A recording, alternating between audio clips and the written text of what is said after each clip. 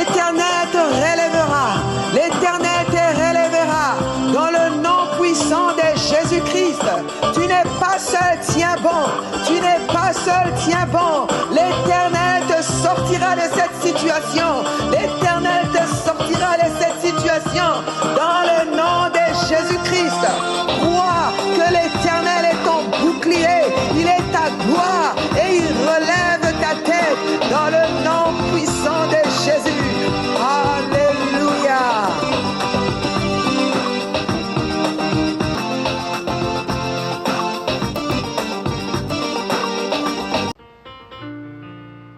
Allô tout le monde, shalom, shalom, shalom.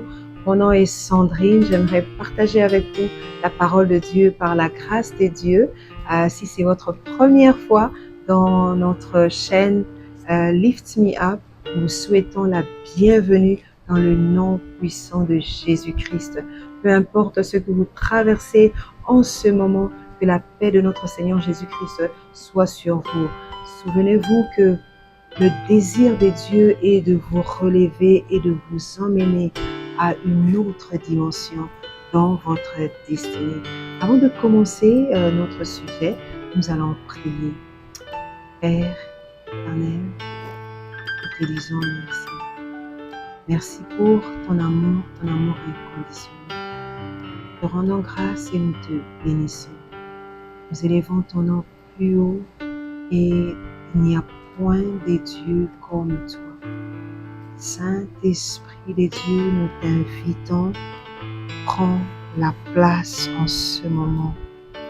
Ma prière est que tu te révèles et que tu glorifies le nom de Jésus-Christ dans la vie d'une personne. Change l'histoire de quelqu'un en ce jour dans le nom puissant de Jésus-Christ. Nous avons ainsi prié. Amen, amen, amen, amen. Aujourd'hui, le sujet de notre partage, c'est que vois-tu? Que vois-tu? Si je vous posais la question, qu'est-ce que vous voyez? Vous allez me décrire tout ce que vous pouvez voir. C'est la vérité, c'est ça, non? Alors j'aimerais que vous restiez avec moi et découvrir un peu ce sujet. Nous allons découvrir un peu ce sujet ensemble. Je vais aller aussi dans mon ordinateur et lire un peu certains versets bibliques. Je les lirai avec ma Bible et certains je les lirai dans certaines versions. Alors, reste là, ne te déplace pas, ok? Tu nous promets, d'accord? Que Dieu vous bénisse. Alors, j'aimerais pour commencer lire deux passages bibliques. Nous allons lire d'abord le livre de Jérémie, chapitre 1, versets 11 à 12. Je vais le lire dans le nom de Jésus-Christ. La parole de l'Éternel me fut adressée en ce mot. Que vois-tu, Jérémie? Je répondis, je vois une branche d'amandier. L'Éternel me dit, tu as bien vu car je veille sur ma parole pour l'exécuter. Le deuxième livre, nous allons le lire dans le livre des Proverbes. Proverbes chapitre 29, verset 18. Nous allons le lire dans le nom de Jésus. La Bible déclare ceci. Quand il n'y a pas de révélation, le peuple est sans frein. Quand il n'y a pas de révélation, le peuple est sans frein. Comme je l'ai dit, le thème de notre partage aujourd'hui s'intitule « Que vois-tu » Comme vous pouvez tous le remarquer, nous l'avons tiré du livre de Jérémie chapitre 1 verset 11. Dieu qui pose la question à Jérémie « Que vois-tu » Et la réponse de Jérémie satisfait Dieu. Et Dieu ajoute à Jérémie, tu as bien vu. Ceci nous montre quelque chose de très important, que Dieu accorde une grande importance à la vision. La vision comme la capacité de voir, de percevoir, de discerner, le discernement des choses d'une façon claire et précise. Dieu nous donne cette capacité au travers de son Saint-Esprit, de son Esprit, qui est le Saint-Esprit.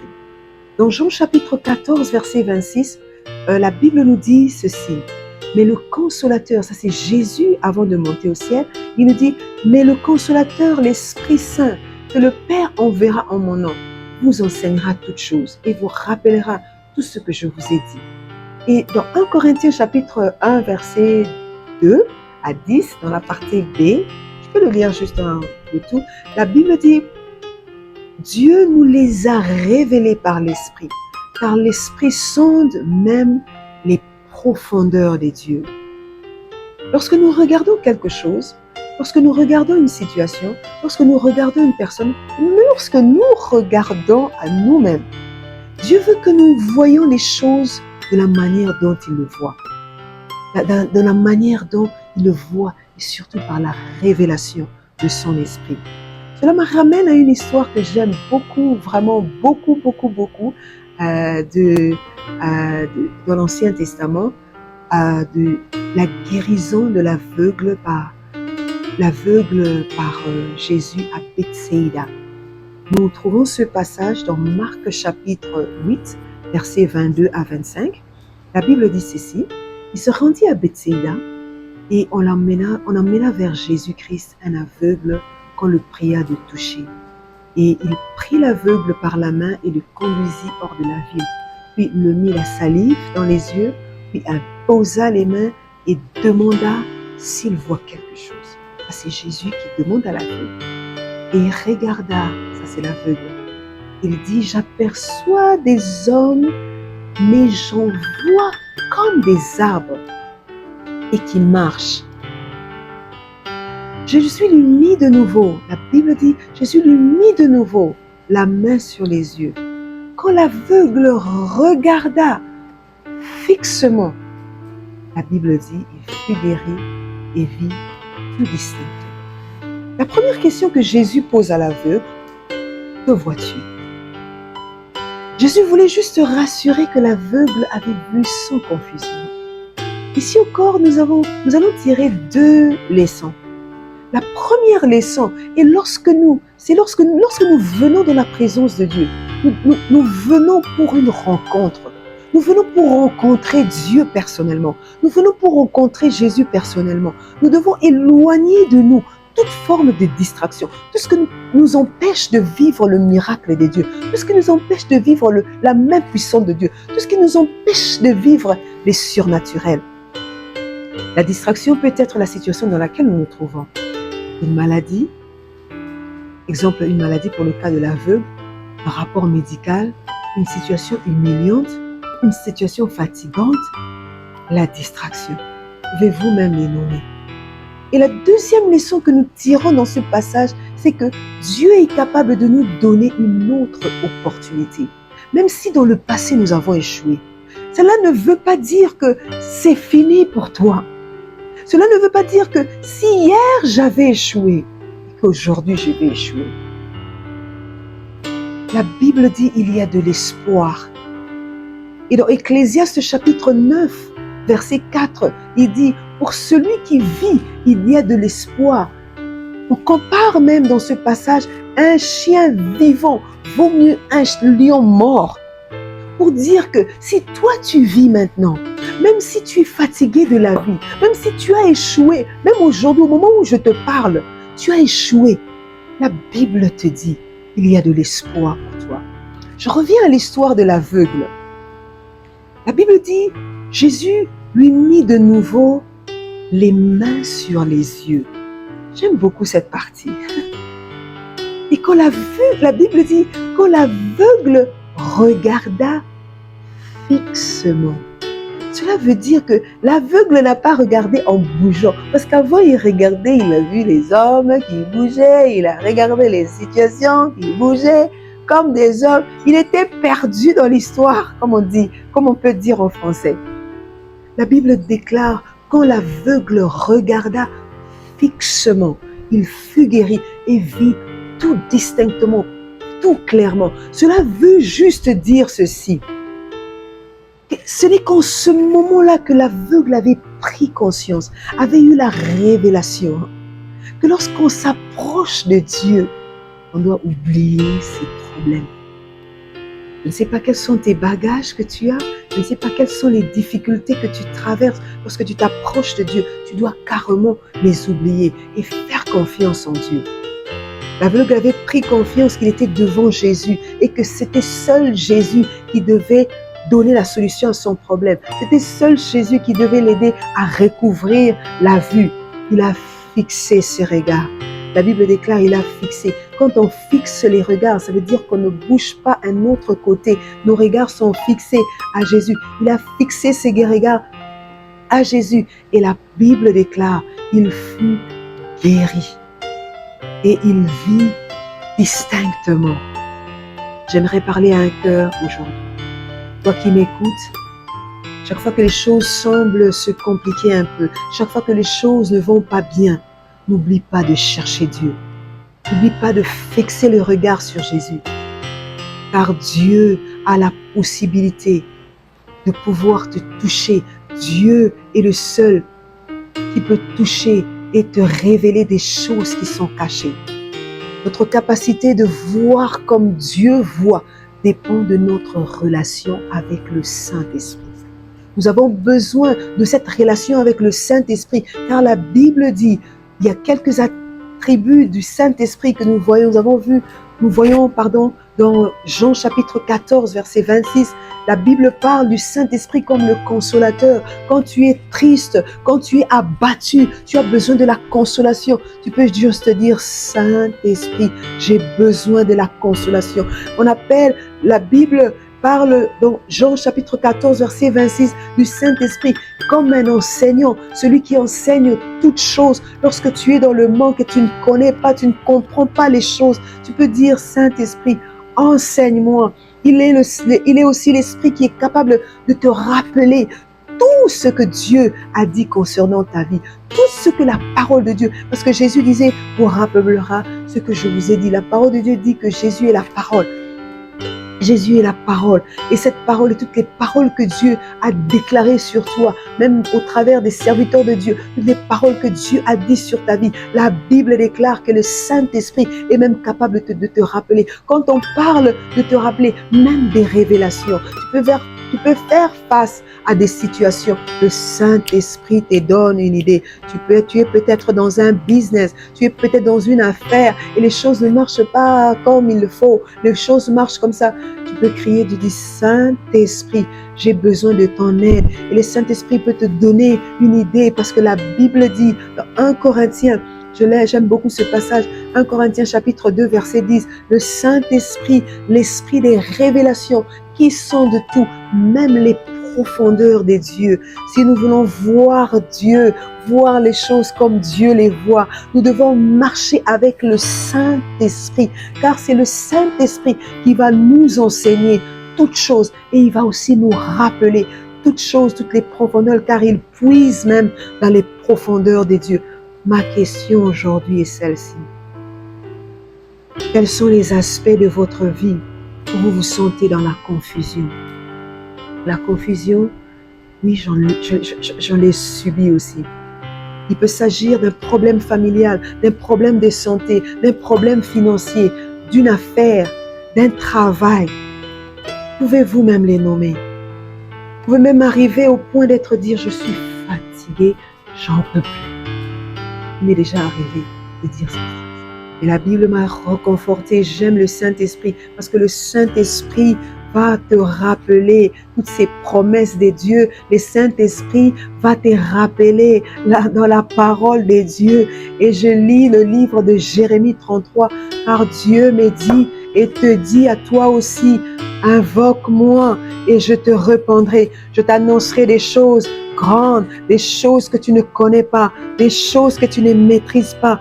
Oh, j'aimerais dire à quelqu'un, Dieu nous montre des choses cachées que nous ne connaissons pas au travers de son Saint-Esprit. Face à l'adversité, aux défis, aux situations compliquées, à la confusion même dans notre vie, à la confusion même des situations qui arrivent dans nos familles, dans notre affaire, dans nos relations. Je voudrais encourager quelqu'un à chercher Dieu de tout son cœur dans la prière et au travers de la parole de Dieu. Dieu veut, par son Saint-Esprit, nous parler personnellement et changer l'histoire de notre vie. En ce moment, tu traverses des temps difficiles, une période de confusion, tu te sens blessé et tu ne vois même pas d'issue. J'aimerais te dire, mon ami, tu n'es pas seul. N'abandonne pas, tiens bon. Il y a de l'espoir pour toi. Dieu t'aime et comprend ta situation. Sa main est prête pour te secourir et t'accorder ce miracle. J'aimerais te poser encore une question. Est-ce que tu es prêt? Quand je dis est-ce que tu es prêt à faire confiance à Dieu? Est-ce que tu es prêt à faire confiance à Jésus? Est-ce que tu es prêt à fixer tes regards à Jésus? L'aveugle qui était né, avant il n'avait pas fixé ses regards à Jésus. Avant il avait des regards vacillants. Avant il était distrait. Et quand Jésus lui a donné une autre opportunité, et j'aime cette personne qui l'a saisie, j'aimerais te poser une question. Veux-tu saisir cette opportunité? Jésus est là. Nous avons besoin de l'aide du Saint-Esprit. Nous avons besoin de la direction du Saint-Esprit et de son orientation. Nous voulons qu'il puise dans les profondeurs des cieux pour nous. Nous avons besoin de cette révélation. Est-ce que quelqu'un peut-il dire maintenant, j'ai besoin du Saint-Esprit? Même si tu te sens abattu, même si tu sens comme si tu as envie de pleurer, pleure. Le Saint-Esprit est là. Il s'appelle celui qui peut consoler, le consolateur. Il te donne cette révélation. Il est celui qui va te donner cette direction. Il est celui qui va te donner cette orientation et cette direction pour ta destinée. Nous voulons prier pour toi et avec toi. Ma prière, que Dieu change l'histoire d'une personne aujourd'hui. Ma prière, si tu es prêt, le Saint-Esprit est là pour te toucher, pour transformer ta vie et t'aider à voir comme Dieu. Es-tu prêt à prier avec nous? Nous allons prier, nous allons bénir les noms de Dieu. Père Céleste, nous te bénissons pour ta parole. Je viens te présenter toute personne qui a écouté ce message et qui est confrontée et qui traverse des moments de confusion, qui traverse des moments de difficulté. Ma prière, Seigneur, qu'ils reçoivent ton secours, car la Bible déclare, tu es le secours qui ne manque jamais, jamais dans la détresse. Tu es le secours qui ne manque pas. Je décrète et je déclare dans le nom de Jésus la guérison d'une âme abattue. Je déclare ta consolation, je déclare ta restauration. Et c'est là dans le nom de Jésus. Saint-Esprit, je prie que tu puisses donner à une personne la direction claire et la délivrance dans toutes les situations qu'elle traverse. Je prie au nom de Jésus-Christ. Amen. Si tu es ici et que tu n'as jamais fait cette rencontre avec Jésus, le premier pas, c'est de rencontrer Jésus. De juste faire cette prière avec moi. Tu n'as jamais fait cette rencontre personnelle. Jésus veut te toucher. Jésus veut changer l'histoire de ta vie. Jésus le veut maintenant dans son précieux nom. La Bible déclare dans Jean chapitre 1, verset 12, à tous ceux qui l'ont reçu, il leur a donné le pouvoir de devenir enfants de Dieu, lesquels ne sont ni de la volonté de l'homme, ni de la volonté de Dieu. Il y a de salut en aucun autre nom. Il n'y a de salut qu'au nom de Jésus-Christ. J'aimerais que tu puisses me suivre dans la prière et dire ceci. Seigneur Jésus, je reconnais que je suis rien sans toi. Merci d'être mort à la croix pour moi.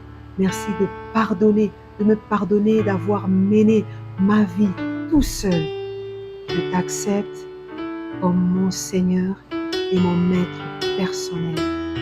Saint-Esprit, conduis-moi maintenant et à jamais dans le nom puissant de Jésus-Christ. Si tu as fait cette prière, bienvenue dans la famille des enfants de Dieu. Tu as fait cette prière d'acceptation de recevoir Jésus-Christ dans ta vie. Bienvenue dans cette nouvelle famille des enfants de Dieu. Que Dieu te bénisse et nous t'encourageons de lire la parole de Dieu. Nous t'encourageons aussi à rechercher Dieu dans la prière. Nous vous remercions pour votre temps et que Dieu vous fasse du bien. Si vous avez été bénis, ne gardez pas cette vidéo pour vous-même. Partagez-la massivement et, comment je dirais encore, abonnez-vous. Partagez cette vidéo, abonnez-vous et bénissez une personne. Je voudrais déclarer sur vous dans le nom de Jésus-Christ, le Seigneur va vous relever. Et le Seigneur va vous relever, l'Éternel va vous relever de cette situation dans le nom de Jésus. Le Seigneur va vous relever de cette situation humiliante dans le nom de Jésus. Le Seigneur va changer votre situation, va changer la confusion que vous traversez en une situation claire dans le nom de Jésus. Car il est écrit, ô toi, ô Dieu, tu es mon bouclier, tu es ma gloire. Et tu relèves la tête. Je déclare que Dieu relève ta tête qui était longtemps inclinée et courbée. L'Éternel te relève dans le nom puissant de Jésus. Je le déclare. Amen, amen. Que Dieu vous bénisse et à nous revoir la semaine prochaine.